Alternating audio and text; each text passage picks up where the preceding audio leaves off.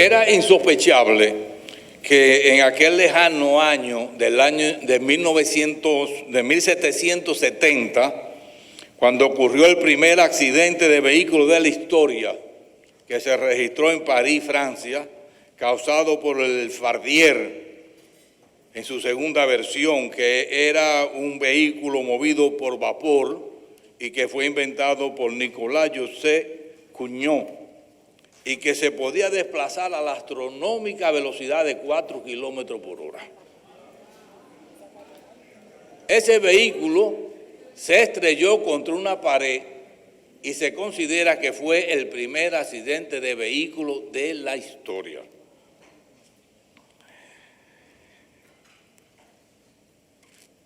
¿Quién iba a pensar que desde 1770 a hoy, al 2019, que la gran cantidad de accidentes de tránsito que ocurren en las vías públicas, con las secuelas de pérdida de vidas humanas, traumas, heridas y daños materiales a la propiedad pública y privada, iba a constituir uno de los principales problemas económicos, sociales y de salud de la República Dominicana? No que lo dice Jorge Subero, sino que lo dice el propio primer considerando de la Ley 6317.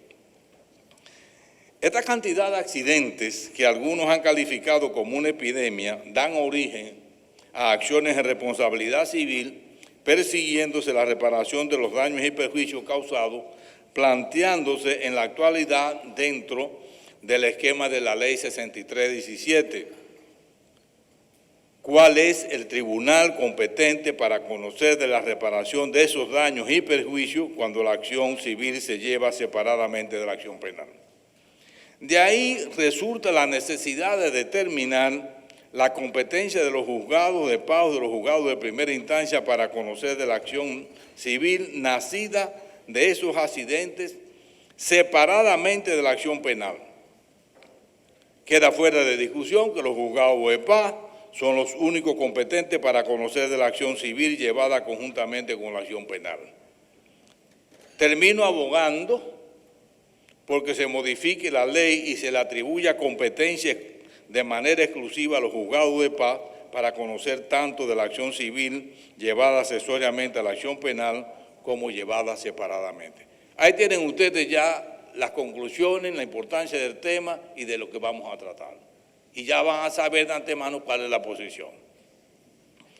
No podemos hablar de responsabilidad civil a consecuencia de los accidentes de tránsito si antes no hablamos de lo que produce esa responsabilidad. Desde mi trabajo por allá por el lejano 1974 en Seguro San Rafael, les decía a los aseguradores, entonces muy empeñados como lo están hoy, de que el problema de los accidentes y de las indemnizaciones necesariamente no estaban en manos de los jueces, pues era imperativo de los tiempos, casi como un axioma, que a mayor cantidad de parque vehicular, accidentes e indemnizaciones estaban enlazados y corrían el mismo destino. Creo importante destacar que el problema de los accidentes de tránsito se encuentra asociado y es una consecuencia del nacimiento de las ciudades. Los primeros pobladores de la tierra fueron los pobladores nómadas recolectores que vivían de la caza y de la pesca y que en un momento determinado se dieron cuenta de que era más favorable para ellos el sedentarismo y comenzaron a permanecer más tiempo en suelos fértiles que tenían agua en las proximidades.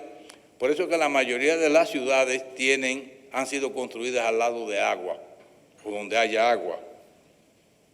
Y se acomodaron en las aldeas que constituyeron el primer hábitat del ser humano. El surgimiento de la agricultura hizo posible que se cultivaran cereales y se construyeran más aldeas en forma de chozas.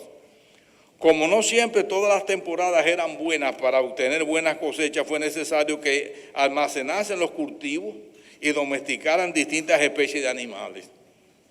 Al ser cada vez mayor la permanencia en las aldeas, lógicamente trajo como consecuencia que poblacionalmente ellas fueran creciendo.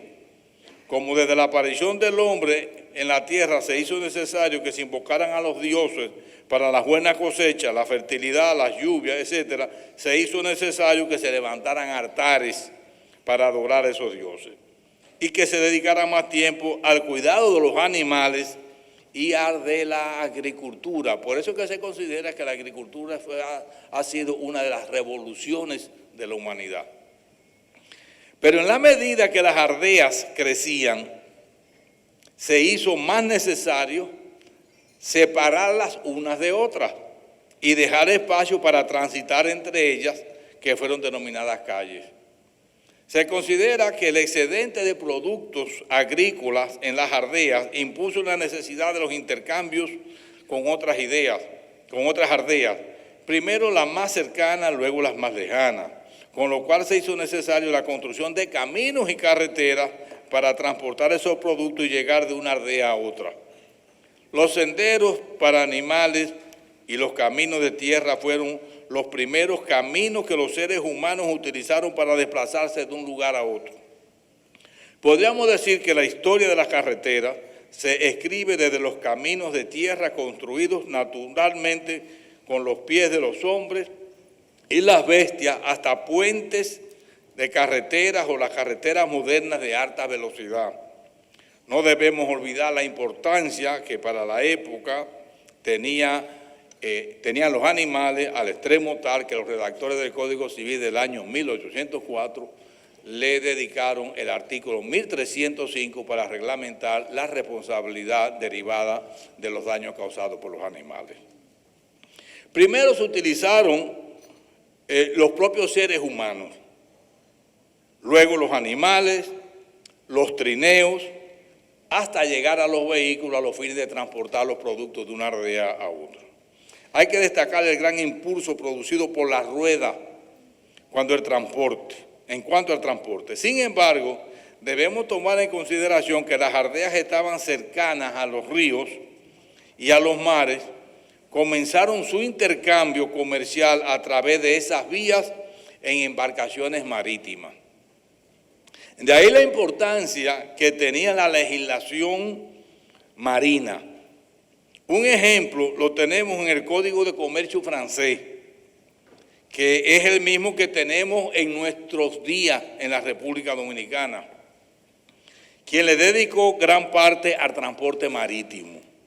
De esos intercambios a través del agua surge la figura que se conoce desde esa época con el nombre de echazón y que es una figura jurídica que todavía está vigente en el Código de Comercio en la República Dominicana, que consiste en arrojar deliberadamente al mar la totalidad o parte de la carga del buque con la finalidad de salvar el resto de la mercancía y al propio buque, cuando se dan determinadas circunstancias que ponen en peligro la nave.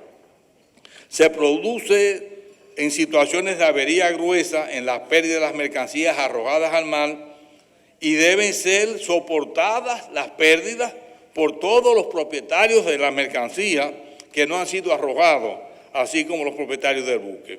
Esa figura, como digo, se encuentra todavía vigente. Es posiblemente uno de los principios de equidad más grandes de la humanidad. Si la nave está en peligro, vamos a arrojar todas las mercancías al agua, las necesarias, y como yo perdí porque arrojaron mi mercancía, cuando lleguemos a puerto, las que se vendan, que no fueron las mías, a mí hay que darme una parte de la ganancia que tuvieron los otros, que el buque se salvó o la mercancía se salvó porque las mías se perdieron. De las aldeas surgieron las concentraciones humanas hasta adquirir categoría de ciudades.